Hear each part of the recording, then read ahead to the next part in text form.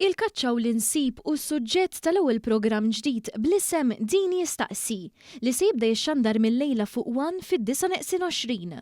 Dibattitu mqanqal bejn Lukas Mikallef mill-Federazzjoni Kaċċaturi Nassaba Konservazzjonisti l-FKNK u Mark Sultana mill-BirdLife. L-argumenti kienu diversi marbutin fost oħrajn ma' infurzar proċeduri fil-qrati u fl-eqel tal-istaġun tal-kaċċa fir-rebbija.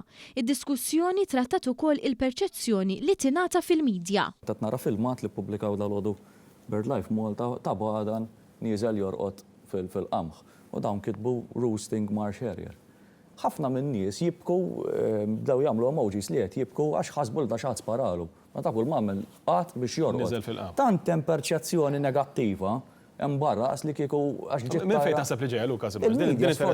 Il-medja kkomunikat ħafna minn dan, jiġifieri mill-referendum l-2015 law kan anke personaġġi internazzjonali li ppruvaw celebrities li ppruvaw ġifieri joħolqu din it-tip ta' emozzjoni. Laqda BirdLife sostniet li t-tajr sar aktar vulnerabbli. Sfur sar vulnerabbli wara referendum, wara l-każ tal-Qorti Ewropea. Sfur sar vulnerabbli.